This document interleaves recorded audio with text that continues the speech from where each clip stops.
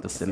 তো আল্লাহ তাআলা, আমি যে আজকে আয়াতে কারিমা খুতবার মধ্যে তেলাওয়াত করেছি, এটা সূরাতুল মুমিনিনের আয়াত 18 নম্বর পারার শুরুতেই আল্লাহ পাক রব্বুল ইজ্জত ওয়াল জালাল তিনি বলেন, ক্বাদ আফলাহাল মুমিনুন, মুমিন যারা, ঈমানদার যারা, তারা দুনিয়াতেও সফল, আখিরাতেও সফল হয়ে গিয়েছে। সুবহানাল্লাহ। আল্লাহ বলতেছেন যারা মুমিন তারা দুনিয়াতেও সফল হয়েছে, আখিরাতেও তারা সফল হয়েছে, হয়ে যাবে তা নয়। আল্লাহ নিশ্চিতভাবে ক্বাদ, লাম তাকিদ, আব তাকিদ, জুমলায়ে তাকিদ, গ্রামার সূত্রে আছে, এখানে আল্লাহ তাআলা আব তাকিদ ব্যবহার করে বলতেছেন ক্বাদ, নিশ্চয়, আফলাহাল মুমিনুন, মুমিনরা সফল। আলহামদুলিল্লাহ বলেন। আল্লাহ তাআলা বলতেছেন ক্বাদ, নিশ্চয়, আফলাহাল মুমিনুন, মুমিনরা সফল কাম হয়েছে। এটা আল্লাহ তাআলা নিজে ঘোষণা করতেছেন। তবে হ্যাঁ, কোন শ্রেণীর মুমিনরা সফল হয়েছে, এখানে শর্ত আছে কিনা নাই? অবশ্যই এখানে শর্ত আছে। শর্তটা বুঝতে চাইলে আমাদের কিছু আলোচনা একটু গভীরভাবে পর্যবেক্ষণ করতে হবে, মন দিয়ে, দিলের কান দিয়ে একটু শুনতে হবে। তো এখানে যা আল্লাহ তাআলা বলতেছেন ক্বাদ আফলাহাল মুমিনুন, মুমিনরা সফল কাম হয়েছে, আল্লাযীনা হুম সলাতিহিম খাশিউন। আল্লাহ তাআলা বলতেছেন যারা খুশু সঙ্গে সলাত আদায় করেছেন তথা নামাজ আদায় করেছেন, তারা সফল কাম হয়েছে। আল্লাহ পাক রব্বুল আলামিন দুনিয়াতে অসংখ্য অগণিত ঘটনা স্থাপন করেছেন, নজিরবিহীন ঘটনা আল্লাহ তাআলা এই দুনিয়ার জমিনে স্থাপন করেছেন মানুষের ইবরতের জন্য, মানুষের শিক্ষার জন্য। তেমনিভাবে একটি ঘটনা হলো জুনায়েদ বাগদাদি রহমাতুল্লাহ আলাইহি, জগৎ বিখ্যাত একজন বুজুর্গ আল্লাহর ওলি ছিলেন। সেই আল্লাহর ওলির জামানার একটি আশ্চর্যজনক ঘটনা।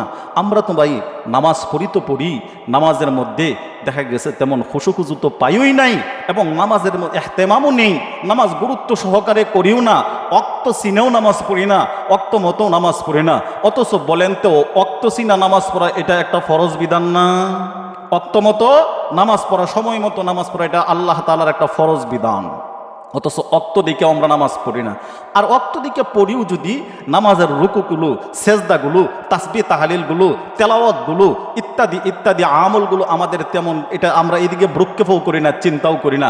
আমার রুকুটা হচ্ছে কিনা, আমার সেজদাটা হইতেছে কিনা, আমার তাসবিহটা হইতেছে কিনা, আমার দুরূদ শরীফ হইতেছে কিনা, আমার তাশাহুদটা হচ্ছে কিনা, আমার সানাটা হচ্ছে কিনা, আমার দোয়া কুনুতটা হচ্ছে কিনা, আমার দোয়া মাসুরাটা এটা হচ্ছে কিনা, আমি যে তেলাওয়াত করতেছি আলহামদুলিল্লাহ সূরাটা, এই সূরাটা হচ্ছে কিনা, এই দিকে আমরা কোনো চিন্তাও করি না। রুকু করলে আবার দেখা যায় অনেক মানুষ রুকু করি, কিন্তু রুকুর কোনো সাইজ বাইজ নাই, ঠিকঠাক মতো রুকু করি না। এই জন্যই নবী করিম সাল্লাল্লাহু আলাইহি ওয়াসাল্লাম বলেন, উম্মতের দল, কিয়ামতের ময়দানে তুমি এটার জাযা দেখবা, এটার বদলা দেখবা। দুনিয়াতে যারা নামাজ পড়তেছে, কাহারো নামাজ 100%-এর মধ্যে, 100%-এর মধ্যে 80% কবুল হবে, কাহারো 70%, কাহারো 60%। এইভাবে আল্লাহর পয়গম্বর বলেন ধারাবাহিকভাবে কমতে একটা পর্যায়ে কাহারো নামাজগুলোকে গাট্টি বাইন্দা পেঁচাইয়া ওই নামাজির মুখের উপরে নিক্ষেপ করে দিবে, আর ফেরেশতারা বলবে তোর নামাজ নিয়ে তুই তাক। বলেন নাউজুবিল্লাহ। নিক্ষেপ করে দিবে। কোন শ্রেণীর নামাজ? যেই নামাজের মধ্যে রুকু ঠিক নাই, যেই নামাজের মধ্যে সেজদা ঠিক নাই, যেই নামাজের মধ্যে জিকির আজকার ঠিক নাই, যেই নামাজের মধ্যে তেলাওয়াত ঠিক নাই, আল্লাহ তাআলা ওই নামাজগুলোকে গাট্টি বেঁধে বান্দার মুখের মধ্যে নিক্ষেপ করে দেবে ফেরেশতারা। এজন্য আল্লাহ তাআলা ওই ধরনের নামাজ থেকে আমাদেরকে হেফাজত করুন, বলেন আমিন। সহি এবং শুদ্ধভাবে রাসূল সাল্লাল্লাহু আলাইহি ওয়াসাল্লামের সুন্নাহ আদর্শ তরিকায় নামাজ আদায় করার মতন তৌফিক দান করুন, সকলে বলেন আমিন। মুসলমান ভাইয়েরা আমার, হযরতে জুনায়েদ বাগদাদি রহমাতুল্লাহ আলাইহি, জগৎ বিখ্যাত আল্লাহর ওলি জুনায়েদ বাগদাদি রহমাতুল্লাহ আলাইহি তো সাধারণ কোনো মানুষ ছিলেন না, তিনি তো সাধারণ কোনো ব্যক্তি ছিলেন না। যারা ইতিহাস পড়েছেন, ইতিহাস জানেন, বুঝেন, পৃথিবীতে এমন কোনো মুসলমান নাই যারা ইতিহাস শাস্ত্র সম্পর্কে মোটামুটি কম বেশি জানে, নলেজ রাখে, জ্ঞান রাখে। তারা জুনায়েদ বাগদাদিকে চেনে না এমন কোনো মানুষ পৃথিবীতে একজনও তালাশ করে পাওয়া যাবে না। হযরত জুনায়েদ বাগদাদি রহমাতুল্লাহ আলাইহির জামানায় এক কাঠুরিয়া কাঠ কেটে তার জীবিকা নির্বাহন করে, কাঠ কেটে তার সংসার পরিচালনা করে, অল্প কিছু মুনাফা পায়, অল্প কিছু টাকা পয়সা উপার্জন করে।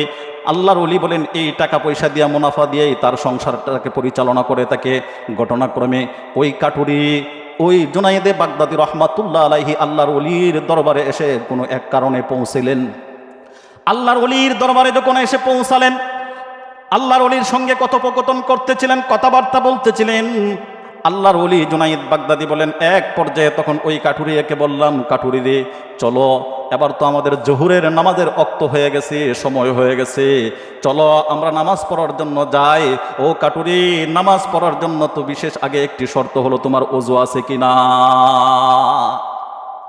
যখন এই কথা বললেন জুনায়েদ বাগদাদি, কাঠুরিয়াকে বললেন, এ কাঠুরি, তোমার ওযু আছে কিনা। আল্লাহর বান্দা কাঠুরিয়া বলতেছিলেন, হুজুর এটা কেমন কথা বললেন, হুজুর এটা কেমন কথা বললেন যে আমার ওযু আছে কিনা।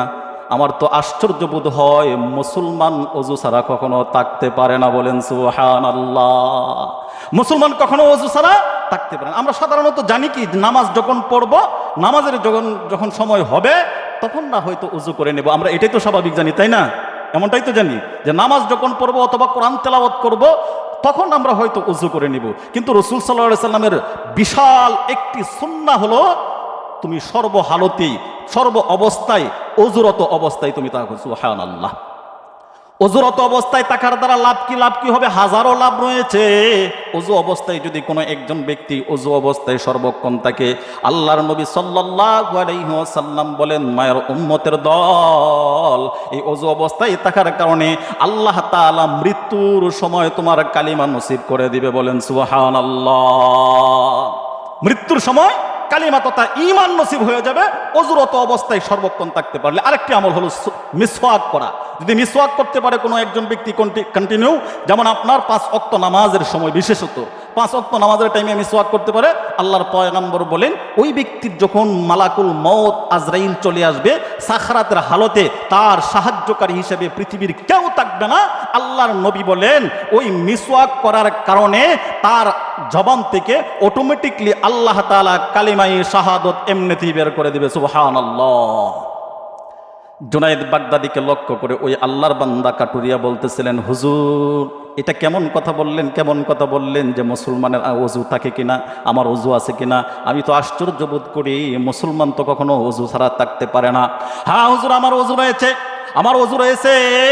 আল্লাহর ওলি তখন বলেন, ওই কাঠুরিয়া বলতেছিলেন, হুজুর এই যে ওযু আমার রয়েছে, এটা শুধু আমি একদিনের জন্য নয়, বরং দীর্ঘদিন যাবৎ পর্যন্ত আমি যখন থেকে নামাজ আদায় করতে শুরু করেছি তখন থেকে কোনোদিন আমার এই ওযু কখনো কাজা হয় নাই।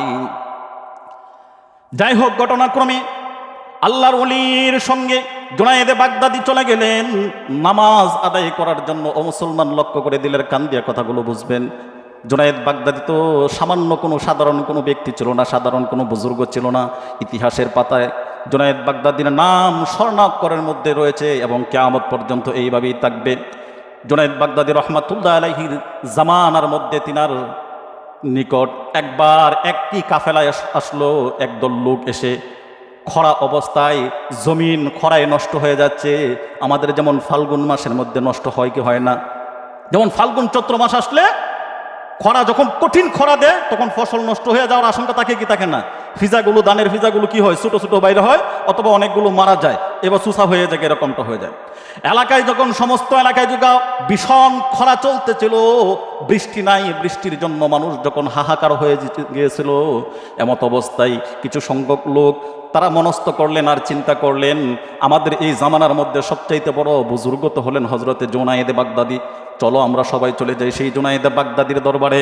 ঘটনাক্রমে জুনায়েদ বাগদাদির নিকট গিয়ে যখন পৌঁছানোর পর তখন আল্লাহর ওলিকে লক্ষ্য করে বলতেছিলেন, আল্লাহর ওলি গো, আমাদের এই দেশের মধ্যে খরায় ফসল নষ্ট হয়ে যাচ্ছে, মানুষ বৃষ্টির জন্য হাহাকার করতেছে, মেহেরবানি করে আপনি আল্লাহ তাআলার দরবারে একটু দোয়া করেন, কেননা আল্লাহ তাআলা আপনাকে মুস্তাজাবুদ দাওয়া হিসেবে কবুল করেছেন।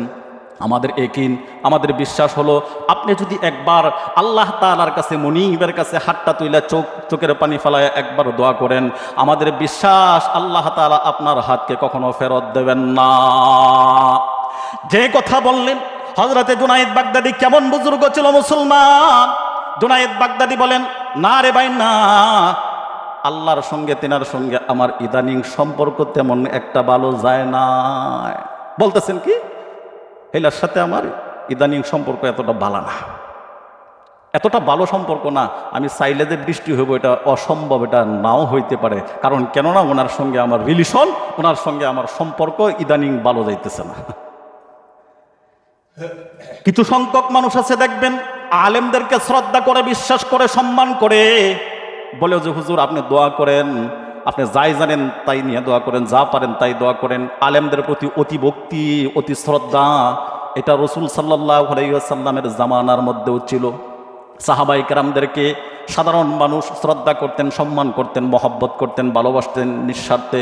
ঠিক তেমনিভাবে রসুল সাল্লাল্লাহু আলাইহি ওয়াসাল্লামের আরেকটি সুন্নাহ আদর্শ হলো, যতাই আলেম পাইবা উম্মতের দল ততাই সেই আলেমকে তুমি শ্রদ্ধা আর সম্মান করবা। কারণ কেননা আল্লাহর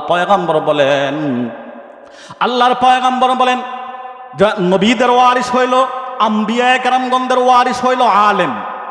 আল্লাহর নবী বলেন, যদি তুমি কোন আলেমকে শ্রদ্ধা করো ও উম্মতের দল, পয়গম্বরে আরবি বলেন আলেমকে শ্রদ্ধা করাই যেন আমি পয়গম্বরকে শ্রদ্ধা তথা সম্মান প্রদর্শন করা হয়ে গেল। চিল্লায়া বলেন সুবহানাল্লাহ।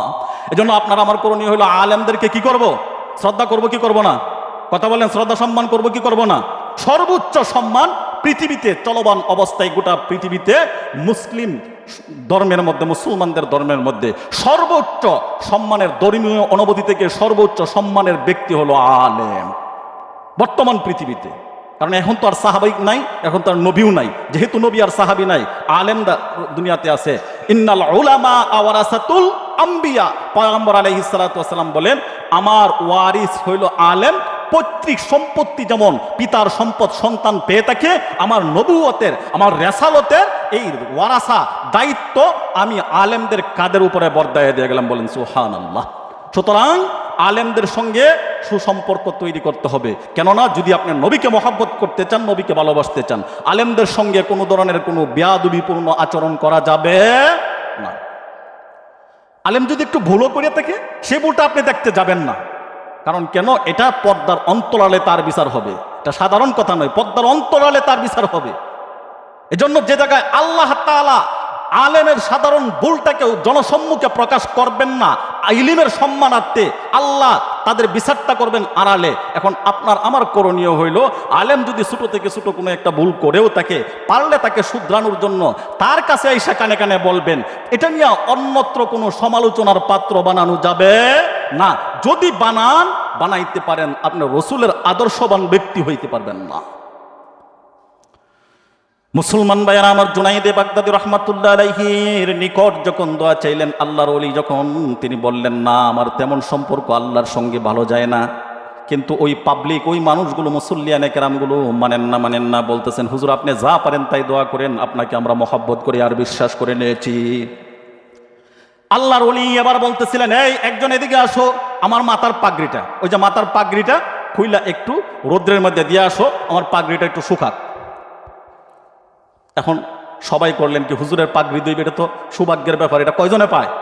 তো হুজুরের পাগড়ি দেওয়ার জন্য সবাই কারাকারি লাগছে, তাই না?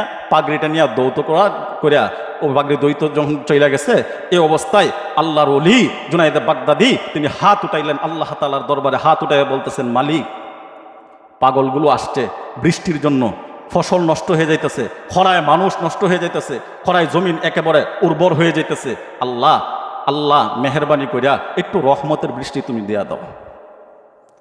মানুষ নাই, চলে গেছে। উনি দোয়া করতেছেন কি, আল্লাহ একটু রহমতের বৃষ্টি দেয়া দাও।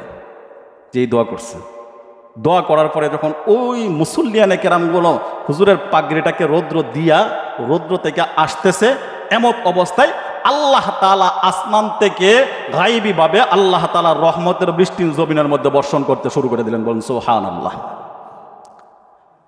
এমনিতে হুজুর বলতেছেন, এই মিয়া আমি আগে বলছিলাম না হেলার সাথে আমার ইদানিং সম্পর্ক তেমন বেশি একটা বালা যায় না, দেখছো কামটা কি করছে, আমি পাগড়িটা দিছি শুকানোর জন্য, আর সম্পর্ক ভালো নাই দেখে আমার সঙ্গে জিদ মিটানোর জন্য আল্লাহ তাআলা আমার পাগড়িটাকে বৃষ্টি দিয়ে ভিজাইয়া দিছে। অর্থাৎ মানুষের মনটাকে ডাইভার্ট করে দিছে কোন দিকে, যেন আল্লাহর ওলি যে দোয়া করছেন তিনার দোয়ার বরকতে যে আল্লাহ তাআলা রহমতের বৃষ্টি জমিনের মধ্যে দিছেন, এটা যেন তারা বুঝতে না পারে। যদি বুঝতে পারে আমি মারা যাইলে আমার কবরে মাজার বানাইব, এটা হলো আল্লাহর ওলি, এরা হইল বুজুর্গ। এরা কখনো আল্লাহর ওলি কখনো নিজের আমল অন্যকে প্রকাশ করতে দিবে না, অন্যের কাছে জাহির করতে দিবে না। এটা ছিল জুনায়েদ বাগদাদী রহমাতুল্লাহ আলাইহি। যে কথা বলতেছিলাম, হযরতে জুনায়েদ বাগদাদী রহমাতুল্লাহ আলাইহি আল্লাহর ওলি যখন নামাজ পড়ার জন্য ওই কাটুরিয়াকে নিয়ে মসজিদের মধ্যে চলে গেলেন নামাজ পড়বেন, এমন অবস্থায় আল্লাহর ওলি কাটুরিয়াকে লক্ষ্য করে বলতেছিলেন, ভাই এখানে তো মানুষ হইলাম দুইজন মাত্র, তুমি আর আমি। এখন একজন তো ইমাম হতে হবে, একজন তো ইমামতির দায়িত্ব নিতে হবে। এখন ইমামতির দায়িত্ব কে নিবে? তুমি কি ইমামতির দায়িত্ব করতে পারবা কিনা, নাকি আমি ইমামতির দায়িত্ব পালন করব? কাঠুরিয়া লুঠি বলতেছিলেন, হুজুর আপনি যদি চান আপনি ইমামতি করতে পারেন, আর যদি আপনি মনে মনে বলেন, আপনি যদি ধারণা করে থাকেন আমার সম্পর্কেও ইনশাআল্লাহ আমিও ইমামতি করার মতন যোগ্যতা রয়েছে আমার মধ্যে, বলেন সুবহানাল্লাহ। ইমামতি করার জন্য আলেম হইতে হবে এমন কোনো শর্ত আছে কি? কথা বলেন, এমন কোনো শর্ত আছে? না। ইমামতির জন্য শর্ত হইল তার আমল ভালো থাকতে হবে, তার তেলাওয়াত ভালো থাকতে হবে, ইমামতির জন্য শর্ত হলো। হযরতে জুনায়েদ বাগদাদী রহমাতুল্লাহ আলাইহি আশ্চর্যান্বিত হয়ে গেলেন। তিনি মনে মনে ভাবতেছিলেন, কয় কি বেড়ায়, কয় কি? সাধারণ একজন কাটুরিয়া দিনমজুরি কাটকাইটা তার জীবিকা নির্বাহন করে, তার সংসার পরিচালনা করে, এই বেচারা আমাকে বলতেছে ইমামতি করার যোগ্যতা নাকি তার মধ্যে আছে। সুবহানাল্লাহি ওয়া বিহামদিহি। আশ্চর্য হয়ে গেলেন। তখন তিনি বলতেছেন, জুনায়েদ বাগদাদী রহমাতুল্লাহ আলাইহি তিনি বলতেছেন, আচ্ছা ঠিক আছে বাবা, যাও আজকের ইমামতিটা আমি আমার পক্ষ থেকে ছাইড়ে দিয়ে আজকের ইমামতিটা তোমাকে আমি দিয়ে দিলাম। সুবহানাল্লাহ। আজকের ইমামতিটা আমি তোমাকে দিয়ে দিলাম, যাও তুমি ইমামতির জন্য দাঁড়ায় দাও। এখন বলেন তো নামাজ কোন ওয়াক্ত? বলেন বলেন বলেন কোন ওয়াক্ত? জোহরের ওয়াক্ত। ওয়াজ কই করতেছি, খেয়াল রাখবেন কোন ওয়াক্ত বলছিলাম, কথা খেয়াল রাখতে হবে না? জোহরের ওয়াক্ত নামাজ। এখন আমাদের তো সাধারণত জোহরের ওয়াক্ত নামাজের মধ্যে তো তেলাওয়াত আর জুরে বলা লাগে না। এই সময় তো আল্লাহ দিলে ইমামতি যে হরে আবুল বিড়ি টানে, হে বেড়া ইমামতি কত পারে কি পারে না, এটা আপনি আমি ব্যক্তিগতভাবে পারি, কিন্তু মাসলাগত তার হয় না, মাসলাগত তার হবে না। ওই কাটুরিয়াকে ইমামতি করার জন্য যখন সামন দিক দিয়ে দেওয়া হইলো, মুসলমান খুব লক্ষ্য করে বুঝবেন নামাজ কিভাবে পড়তে হয়, নামাজ কাকে বলে, নামাজের মজা, নামাজের স্বাদ পাই না আমরা। ওই যে আগে একটি কথা বলছিলাম, অনেক মানুষ সমাজের মধ্যে আছে এমন, বলে হুজুর নামাজ পড়তে মন চায়, নামাজ পড়তে মন চায় কিন্তু শয়তানের দোকায় নামাজ পড়তে পারি না। আছে কি আছেন এমন মানুষ যে নামাজ পড়তে মন চায় কিন্তু হুজুর শয়তানের প্ররোচনায়, শয়তানের ধোঁকায় আর নামাজ পড়াটা আর হয় না, কিন্তু নামাজ পড়ার জন্য দিলের মধ্যে অনুশোচনা আছে। তাদের জন্য সবক হইলে যে প্রথম যে কথা বলেছিলাম, যদি কোনো একজন ব্যক্তি নিয়মিত শুধু নামাজের সময় নয়, সর্বক্ষণ সর্বহালতে অজুরত অবস্থায় থাকে, আল্লাহর নবী সাল্লাল্লাহু আলাইহি ওয়াসাল্লাম বলেন এই অজুরত অবস্থায় সর্বক্ষণ থাকার কারণে আল্লাহ তাআলা ওই ব্যক্তির নামাজ তার জীবন থেকে কখনো ছুটে যাওয়ার সুযোগ, শয়তান ধোঁকা দেওয়ার জন্য সুযোগ দিবেন না। যাদের মনের মধ্যে এমনটা আছে যে হুজুর আমি নামাজ পড়তে চাই কিন্তু শয়তান আমাকে ধোঁকা দেয়, আপনার জন্য সবক হইল আজকের পর থেকে আপনি সর্বক্ষণ যতক্ষণ যেখানে থাকেন সর্ব অবস্থায় কি হালতে থাকবেন? অজু হালতে থাকবেন, অজুরত অবস্থায়। যখন অজু থাকবে তখন দেখবেন শয়তান আর আপনাকে ধোঁকা দিতে পারে না। কিনজাব নামে একজন শয়তান আছে, কিনজাব নামে একজন শয়তান আছে। এই শয়তান নামাজ থেকে মানুষদেরকে ধোঁকা দিয়া, মসজিদ থেকে ধোঁকা দিয়া বাহির করে নামাজ থেকে বিমুখ করে রাখে কিনজাব নামক শয়তানে। বলে যদি অজু করে কোনো একজন ব্যক্তি সর্বক্ষণ থাকে তখন এই কিনজাবের জবান বন্ধ হয়ে যায়, তার হাত বন্ধ হয়ে যায়, তার চলার গতি বন্ধ হয়ে যায়। আল্লাহ তাআলা ফিরায় নেয়, ওই কিনজাবে কখনো ওই ব্যক্তিকে ধোঁকার মধ্যে ফালাইয়া বেনামাজি বানাইতে পারে না। বলেন সুবহানাল্লাহ। এই জন্য আমরা পারবো না ইনশাআল্লাহ অজুরত অবস্থায় থাকার জন্য।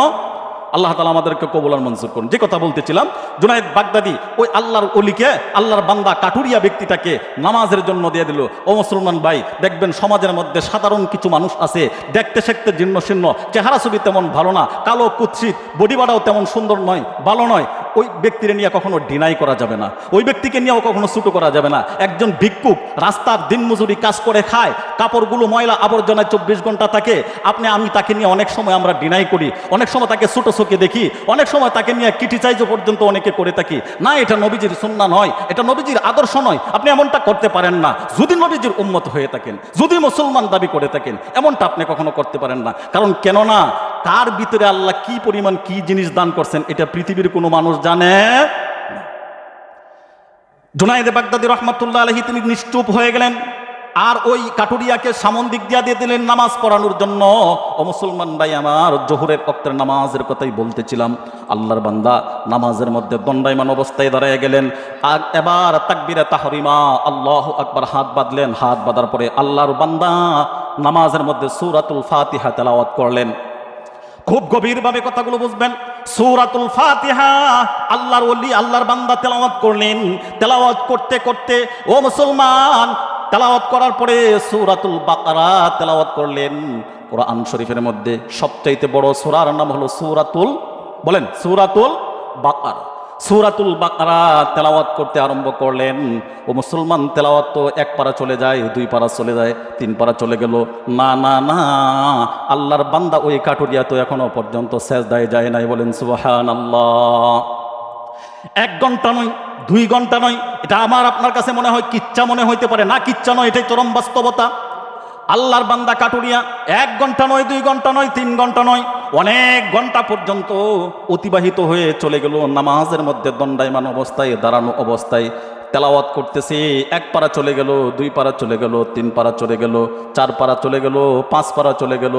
এমন অবস্থায় আল্লাহর ওলি হজরতে জুনায়েদ বাগদাদী পিছন থেকে তিনি মনে মনে ধারণা করতেছিলেন আর বলতেছিলেন, এত যেভাবে নামাজ শুরু করছে, আসরের নামাজ তো আমার কাজা করিয়া দিব, আসরের নামাজ তো কাজা হয়ে যাবে।